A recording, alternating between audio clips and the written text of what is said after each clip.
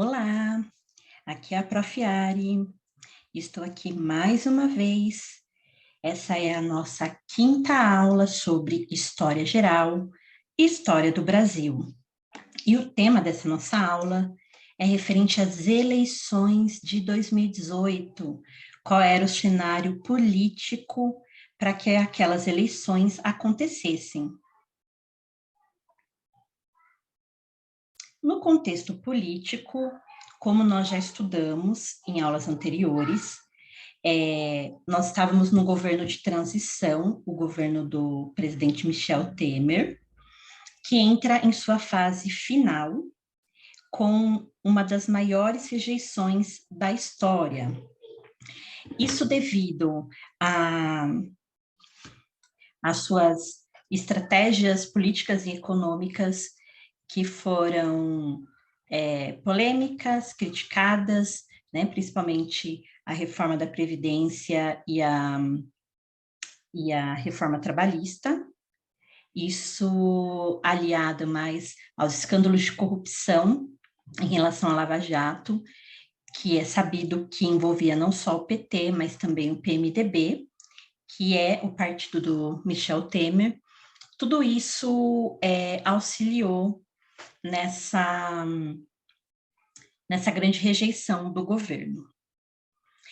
Também houve uma ruptura com o Congresso, justamente por toda essa questão da Lava Jato, e toda aquela agenda de reformas que ele pretendia dar continuidade foram interrompidas, sendo deixadas para serem retomadas no próximo governo. Então, aquela ideia de retomar um crescimento gradual, de colocar a economia nos eixos, foi totalmente por água abaixo. Outro ponto é que a Operação Lava Jato ela continua avançando em suas fases, que é o tema que a gente falou nas duas aulas anteriores. Outro ponto que foi muito determinante em 2017, na verdade, início ali de 2018, foi a greve dos caminhoneiros, que se estendeu aí por um pouco mais de uma semana, que expôs toda a problemática da falta de diálogo político desse governo e a problemática econômica de fato. E o desemprego, que é um problema que já vinha numa crescente aí na última década, se torna ainda maior, né? Atinge índices altíssimos e o trabalho informal acaba crescendo. Mas é sabido que é um trabalho informal de subsistência e não um trabalho informal de empreendedorismo, de melhora na condição desse trabalhador, né? Ao contrário, só vem reforçar toda a problemática social que já estava em jogo, já estava em vigência e se aprofundou ao longo do governo Temer.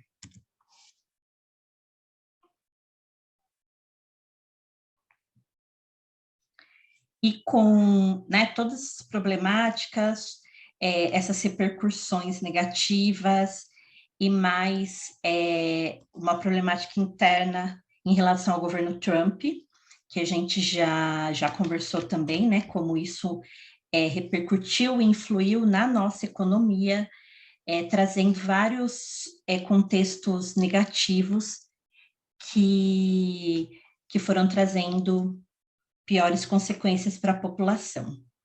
Então, esse é o cenário que as eleições de 2018 encontram e o desafio dos candidatos de apresentar propostas, ideias e resoluções para toda essa problemática. Então, qual foi o contexto das candidaturas que culminaram nessas eleições?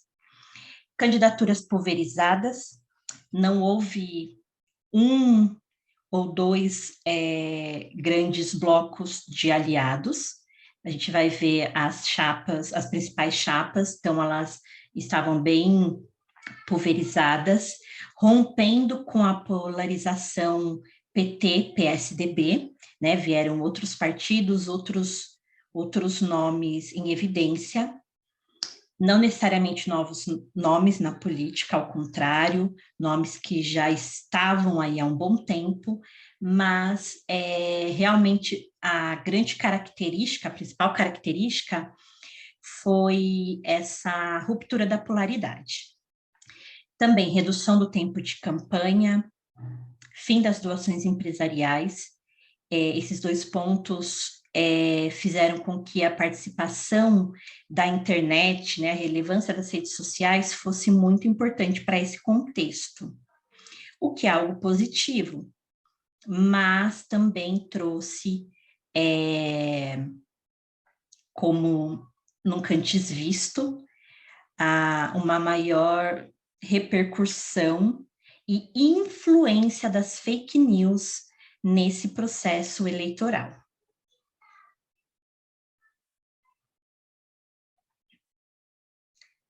E qual o desafio do governo que estivesse por ser eleito? Falta de apoio popular, né, uma população desacreditada na política, nas eleições, devido a tudo que foi exposto na Operação Lava Jato, né? Então, recuperar a confiança, o apoio popular e lidar com todas as crises em decurso.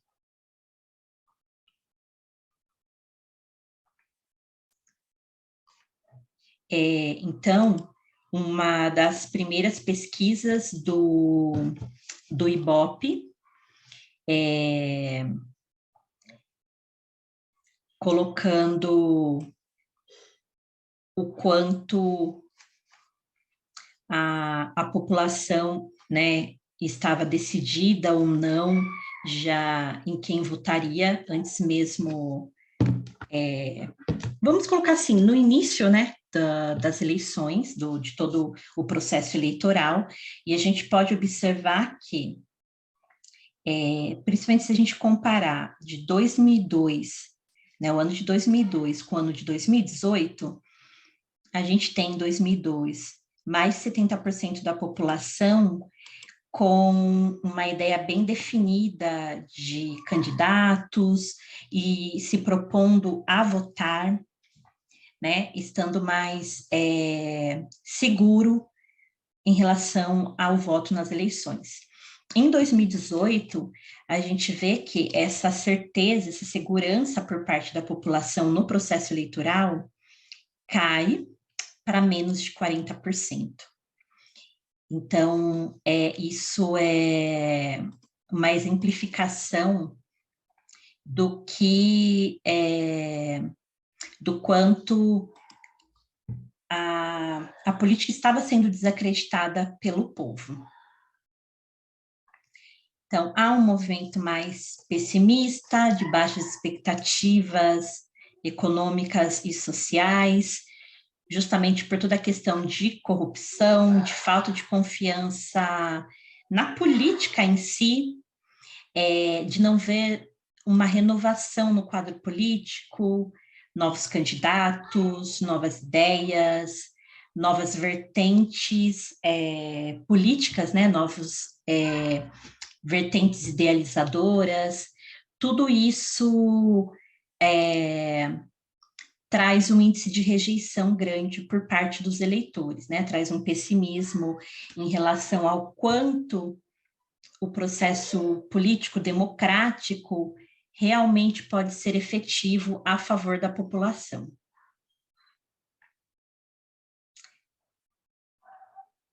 E aí, com essa nova dinâmica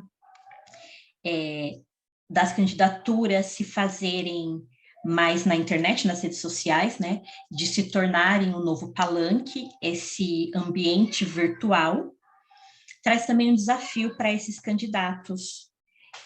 E, como eu falei, as fake news vêm a influenciar bastante nesse sentido, né? principalmente pelo aplicativo do WhatsApp. Também é sabido, já falamos na última aula, sobre o impedimento do ex-presidente Lula em concorrer nas eleições de 2018.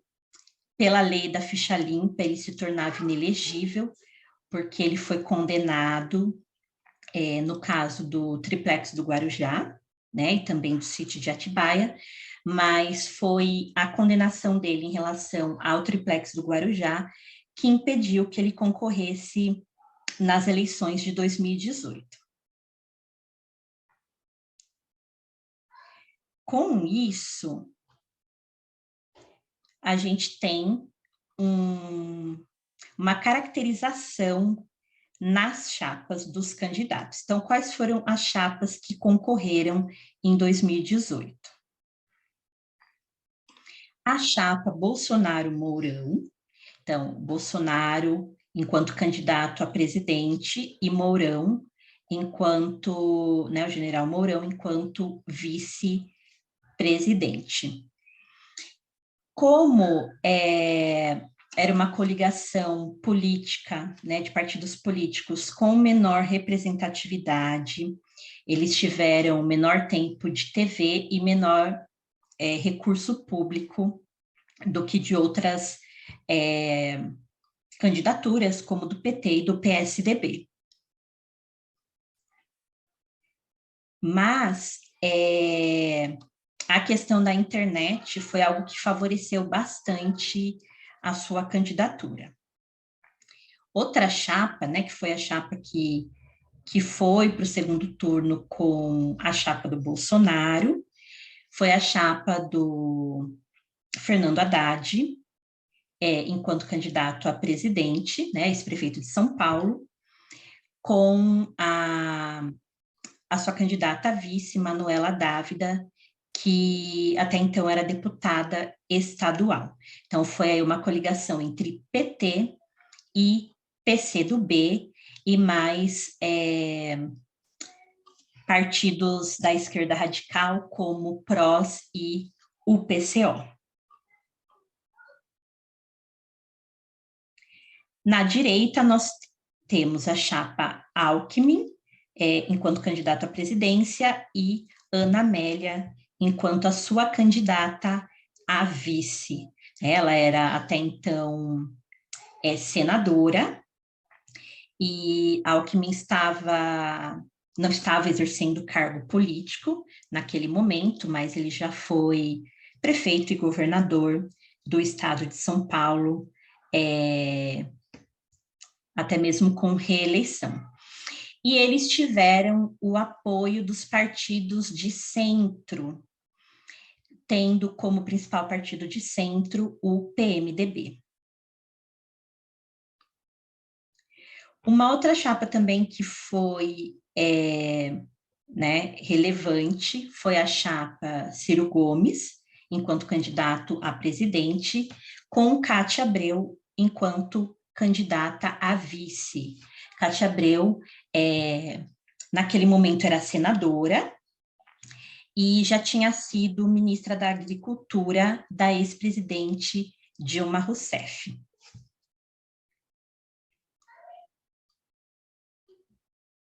Depois também temos uma chapa de esquerda em relação ao Partido Verde, com o apoio do Podemos e também do PSC,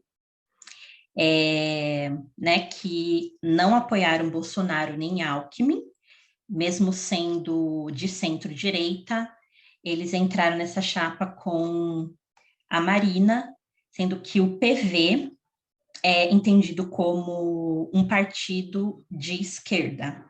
Então, foi aí uma chapa inédita entre esquerda e centro-direita.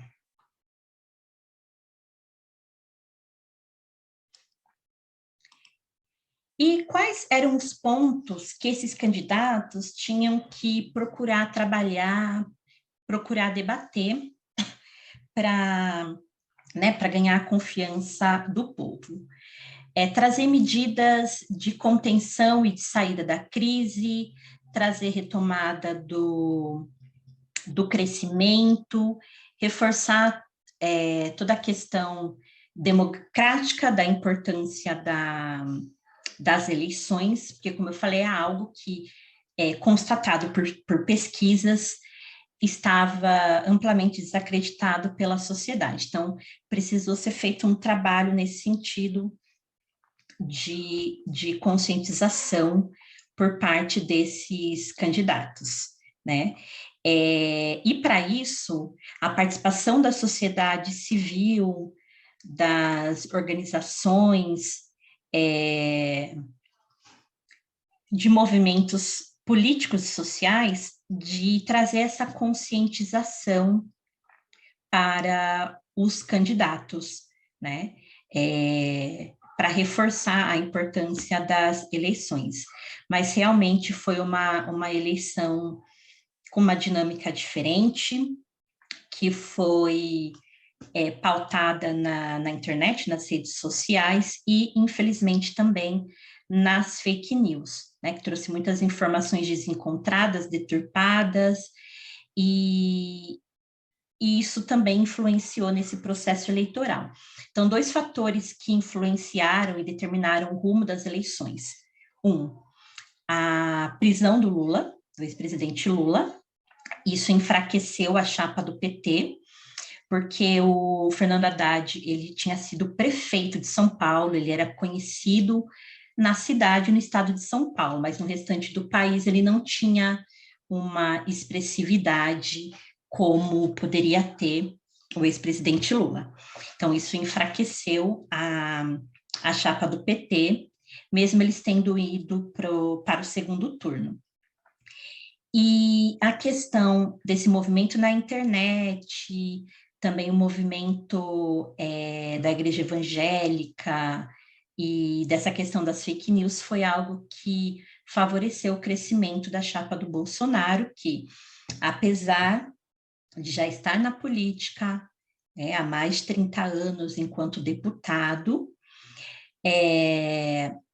foi visto como uma cara nova pela maior parte da população que não o conhecia, porque ele ainda não tinha concorrido a um cargo como governador ou presidente. Então, para muitos, ele veio com uma proposta nova, como uma cara nova, enviesando um papel de mudanças, que era o que a população estava querendo ouvir, estava querendo sentir nessas eleições. Então, isso favoreceu e resultou em que ele ganhasse no segundo turno das eleições em 2018. Né? Então, esse foi o panorama das últimas eleições, né? Lembrando, eleições presidenciais, lembrando que em outubro agora de 2022, nós teremos novamente aí as eleições presidenciais com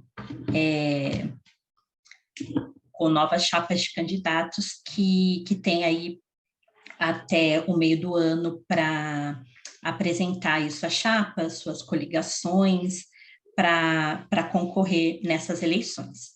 Tá? Mas em relação às eleições de 2018, foram essas as características que resultaram nas eleições de Bolsonaro, que é um dos próximos assuntos que a gente vai discutir aqui em aula, né? Vamos discutir sobre o governo Bolsonaro, também o governo Trump, né? Como eu já falei, ele trouxe decorrências também na nossa economia, e vamos, né, expandir aí também para discutirmos mais sobre história geral, mas trazendo contextos de outros continentes, de outros países, sempre fazendo uma ligação com o Brasil, porque a gente tem que observar que nós vivemos em um mundo globalizado, em que o que acontece principalmente nos países desenvolvidos, influencia e muito em países emergentes, como é o caso do Brasil, né? Por isso que a gente vai ampliar a discussão nesse sentido, tá? Então é isso. Agradeço a participação de vocês e até a próxima.